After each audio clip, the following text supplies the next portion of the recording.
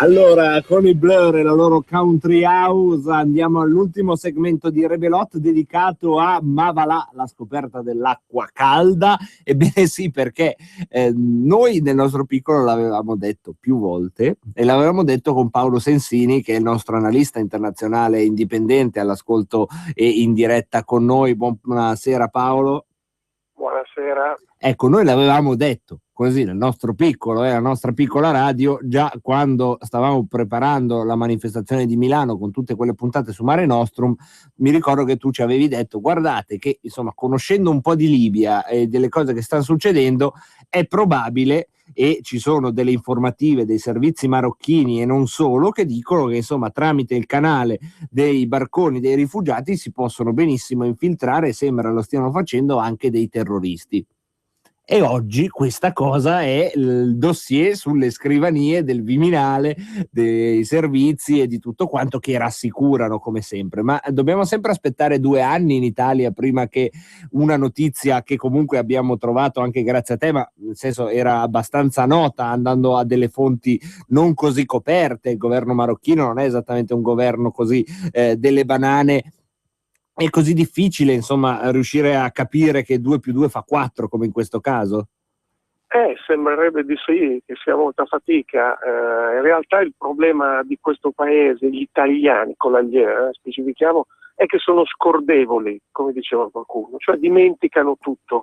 Questa cosa del militanti fondamentalisti, terroristi islamici che vengono imbarcati 2 anni fa, non erano solo i servizi marocchini, ma lo dicevano anche i servizi italiani, veniva segnalato un po' da tutti, ed è un fatto, se vogliamo, anche abbastanza logico. Chi gestisce tutta la tratta dalla Libia, prima dalla Cirenaica, Bengasi, ora anche da Tripoli, dove è insediato un governo, diciamo, che ha usurpato quello legittimo, no? Che aveva vinto le elezioni, un governo islamista, diciamo così, contiguo all'ISIS. È del tutto ovvio che, oltre a trattare profittevoli somme da questi disperati, mica tanto poi, perché pagano un sacco di soldi per fare questo viaggio, infilano dentro anche i loro uomini. Cioè non ci vuole una grande arguzia per capirlo, solo un'ottusità come quella che condividono i politici italiani, ovviamente la responsabilità maggiore è al Ministero degli Interni, non capiscono questa evidenza, ma o forse la capiscono e la sanno. E il punto è che ovviamente ci sono altri interessi e ci sono degli affari da tutelare, e quindi se ne fregano altamente, tanto le ricadute non saranno certo su di loro, ma su ben altri soggetti. Ecco, poi su questo punto di vista mi sembra, ma dammi tu una lettura, che ci siano 2 pericoli strategici. Quello più immediato è certamente quello di un attentato, ma ce n'è anche uno che è stato segnalato più volte, ma non so con quanta, diciamo, concretezza, e su questo ti chiedo un aiuto, del fatto che vengano inseriti del personale politico, se mi si consente il termine, del califfato islamico, ossia delle persone che, più che mettere una bomba, vadano a reclutare, a infiammare le periferie, a infiammare quelle aree di emergenza sociale dove ovviamente poi vanno a cascare queste persone che qui non trovano il lavoro, che non trovano neanche gli italiani, e quindi creano una pressione politica che insomma si alza di grado in grado, di giorno in giorno. Non ho sentito, scusa, se la linea è disturbatissima. No, stavo dicendo che oltre all'attentato c'è anche il rischio che questi mandino, per usare una sola parola, degli imam o comunque delle persone che servono a infiammare questa massa che si sta accumulando nelle nostre città, infiammarle politicamente per creare una pressione sui governi occidentali. Ma anche questo l'avevamo detto, credo anche qui dalle onde di Radio Padania Libera, nel momento in cui, per esempio, qui senza tanto parlare di sbarchi o non sbarchi, che sono appunto una cosa piuttosto pesante che sta avvenendo, tutto il personale delle moschee che vengono edificate, tutti i soldi che costruiscono queste moschee e il personale, no, che le anima, vengono fondamentalmente dai paesi del Golfo, dall'Arabia Saudita, i paesi del Consiglio del Golfo, Qatar, Arabia Saudita, sono quelli, appunto, quella particolare tendenza dell'Islam, il wahhabismo, che è il più fanatico, il più barbaro, il più violento di tutti, ed è quello che, guarda caso, informa anche l'ideologia, il fanatismo di gruppi come Al-Qaeda e l'ISIS. Nel momento in cui tutto questo personale che abbiamo in Italia, che sta fiorendo un po' dovunque, è costellato da personalità foraggiate e legate a quel mondo, Wahhabi e fratellanza musulmana, è ovvio che lì abbiamo già una fonte di infezione pericolosissima, naturalmente, no? A fronte di numeri di mondo islamico che stanno aumentando di mese in mese, di settimana in settimana, quasi di giorno in giorno, visto le emergenze che abbiamo di fronte. Ecco, facciamo un passaggio radar su tutti i paesi caldi. Abbiamo già un po' parlato di Libia, dove ci sono due governi. Quello di Tripoli è, diciamo, sponsorizzato dalla Turchia e dall'Arabia Saudita, mentre quello di Tobruk del generale Haftar è più quello filo americano, filo Unione Europea, e in mezzo c'è l'ISIS. Può bastare questo per fare un mosaico della Libia e spostarci in un altro paese, o ho dimenticato qualche tassello? No, la situazione è un po' confusa, perché appunto questi di Tripoli sono appoggiati più che dall'Arabia Saudita dal Qatar. Poi c'è quello di Tobruk, che sarebbe quello legittimo, quello di Haftar, Al-Tinni, diciamo, e il generale Haftar dal punto di vista militare, che è appoggiato dall'Egitto soprattutto, che ha già fatto varie incursioni lì, dall'Arabia Saudita e dall'Occidente teoricamente, quindi c'è una situazione molto confusa. L'ISIS ovviamente, insomma, l'ISIS o altri nomi, adesso poi le sigle, qui bisognerebbe entrare in un discorso anche abbastanza complesso. È ovvio che in tutto questo trovano terreno fertile, anche perché lì è il caos assoluto. Per quanto riguarda, diciamo, altri paesi, in particolare l'Iraq, lì la situazione è magmatica. C'è stata la conquista di Ramadi, c'è un supporto molto forte da parte delle milizie iraniane, del governo legittimo, diciamo, che stanno spingendo moltissimo per riuscire a rintuzzare le incursioni dei fondamentalisti, e ci stanno riuscendo su vari punti, in vari luoghi, in varie città, e poi c'è la Siria, che è il teatro più sensibile di tutti. Lì abbiamo incursioni più o meno continue da parte degli americani, che però non chiedono assolutamente nessuna autorizzazione al governo siriano, che, lo abbiamo già detto e lo dovremo ripetere, è quello che va ringraziato più di tutti a questo punto, perché è dal 2011, dal marzo del 2011, che in prima linea fronteggia non tanto ribelli democratici, come ci è stato raccontato dai mezzi sussidiati di informazione, ma fronteggia questi gruppi fondamentalisti che lì sono fin dall'inizio operativi. Quindi la Siria, il governo legittimo, perché c'è quello, ed è stato anche votato da più dell'80% della popolazione, è quello che più di tutti si sta battendo contro questa emergenza, e l'Occidente gioca sempre sotto banco, perché comunque dice che foraggia, aiuta le opposizioni moderate, ma queste opposizioni moderate non esistono. Esistono questi gruppi della galassia fondamentalista, e esistono degli specchietti per allodole, che sono loro che servono per farsi mandare le armi. Quindi l'Occidente gioca col fuoco, non si sa quanto consapevolmente o quanto per ingenuità. Io credo che giochi consapevolmente. Fatto sta che si continua sempre con questa politica del caos, di cui abbiamo parlato e riparlato su questa radio varie volte. Sì, in effetti, se c'è uno dei tanti motivi, oltre alla gentilezza e il garbo che potete apprezzare nei modi di Paolo Sensini, ma se c'è uno dei motivi per cui siamo tornati più volte da lui, è perché quella tesi che ci aveva esposto e che è nel suo libro Divide et Impera, ed è molto documentata, secondo cui è non un caos così lasciato alla ignoranza, all'incapacità dei governi, ma è un caos pianificato, quello che sta facendo l'amministrazione americana e le cancellerie europee, con diversi gradi di consapevolezza, quello che stiamo vivendo. Un caos che permette di creare sempre dei traffici che sono coperti sempre dalla cortina fumogena umanitaria che si crea quando ci sono delle guerre civili e quando appunto le popolazioni non sono coese, come sotto i grandi dittatori che ormai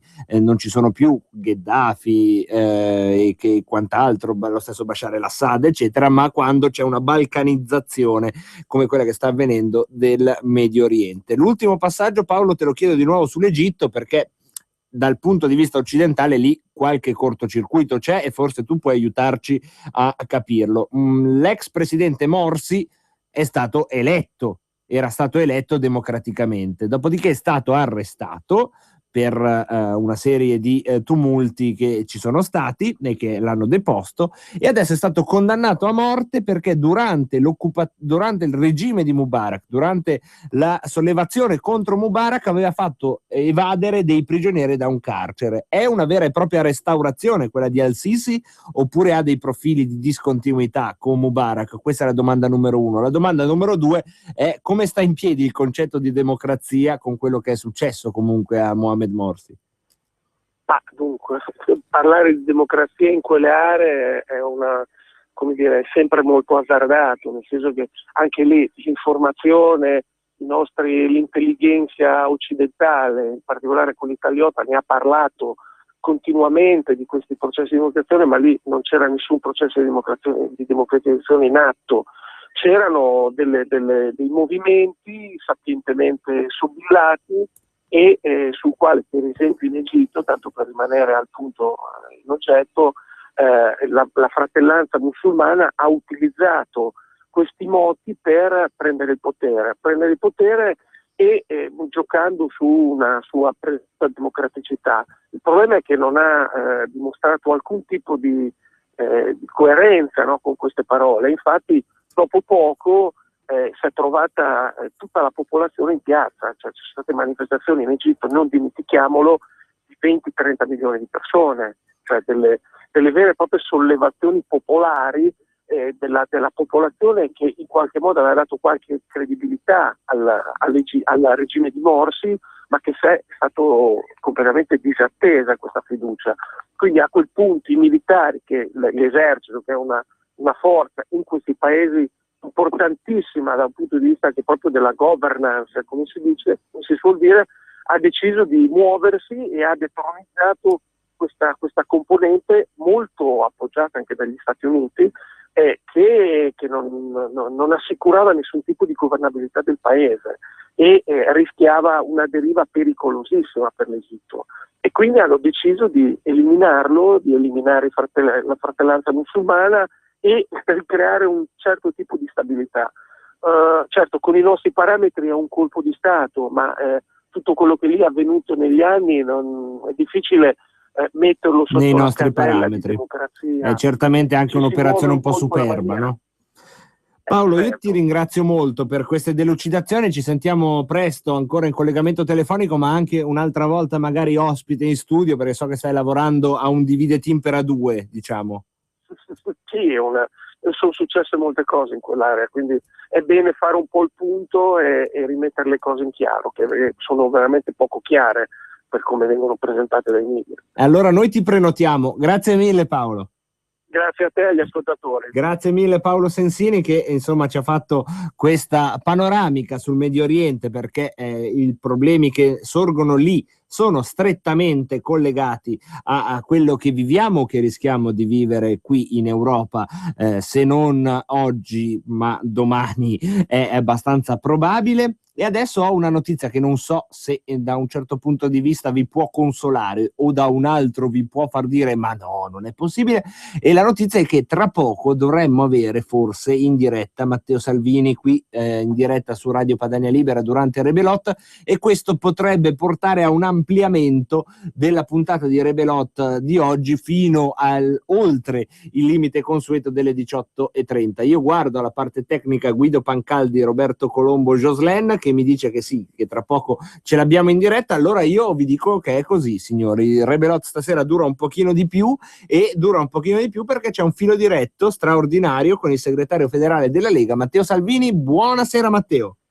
Buonasera Marco, buonasera a te, buon lunedì a chi ci ascolta. Un'incursione rapidissima di 3 o 4 minuti, innanzitutto per dire grazie alle migliaia di militanti che sabato e domenica hanno aperto 1111 gazebo, e il numero è casuale ma è invitante di buon augurio, e hanno raccolto più di 100.000 firme per togliere dalle strade la vergogna della prostituzione, regolamentarla e tassarla.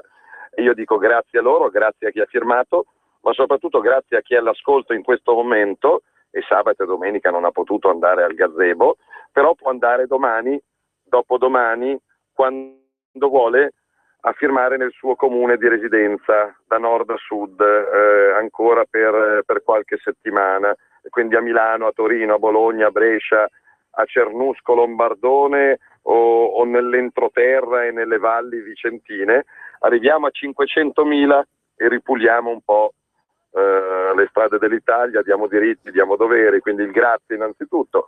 Poi l'annuncio di Pontida: non prendete impegni domenica 21 giugno. Marco, tu hai impegni per domenica 21 giugno? No, non ho impegni per domenica 21 giugno, a meno che non mi precettate qua, a far la diretta da qua. Domenica 21 giugno il mondo, Pontida, il solstizio d'estate, pensa che bella occasione per trovarsi, abbracciarsi e preparare un futuro che sarà appassionante, sarà nuovo, perché io penso che dopo le elezioni regionali cambieranno tante cose anche a casa di Renzi, oltre che in casa di Forza Italia, quindi come Lega abbiamo il dovere di capire, costruire e proporre.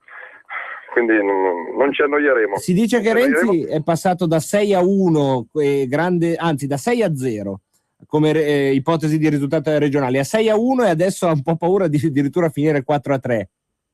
Tu non fare pronostici, però è sintomatico, no? L'importante è che la gente partecipi domenica 31 maggio, che chi ha l'arma del voto, c'è qualcuno che usa l'arma delle pietre, dei fumogeni, delle bombe carta, dei petardi, della violenza.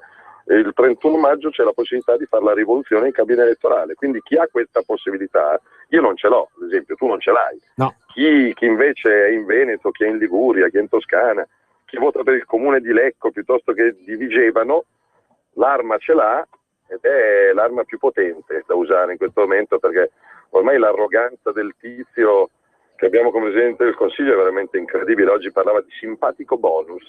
Noi ad agosto daremo un simpatico bonus a un po' di pensionati, non a tutti, ma daremo un simpatico bonus, se non è... E che sono soldi dovuti, li deve dare. No, non è un simpatico bonus, anzi è una simpatica truffa il fatto che tu non restituisca altri 16 miliardi che dovresti restituire. Però ho appena finito di registrare la puntata di Porta a Porta di stasera, Marco, e vi consiglio di guardarla. Sai che io di solito dico: leggete un libro, un buon libro, guardate un documentario, fate altro, perché ero io e un deputato 5 Stelle e ci siamo confrontati sulle pensioni, sulle tasse, sul reddito di cittadinanza, sull'immigrazione, sulla politica estera, e penso che sia emerso in mezz'oretta di trasmissione in tutta evidenza che c'è una bella differenza tra la Lega e i 5 Stelle, soprattutto fra le parole e i fatti dei 5 Stelle. Quindi va in onda verso le 23:45 di stasera su Rai 1. Secondo me vale la pena di guardarlo, perché, ripeto, ci sono battaglie di trasparenza e di pulizia assolutamente condivisibili dei 5 Stelle, però sul tema delle tasse, dell'ordine pubblico, della sicurezza, del lavoro abbiamo differenze abbastanza grandi. E allora questa sera porta a porta, affinità e divergenze tra 5 Stelle e la Lega Nord. Non perdetevela. Matteo, devo proprio salutarti perché tu lo sai bene. Un abbraccio, stiamo andando alla pubblicità. Domani in comune a firmare. Tutti a firmare. Ciao Matteo, grazie mille. Noi ci sentiamo domani alle 17. Ciao. Avete ascoltato Rebelot. Solo da Lidl gusti la freschezza di frutta e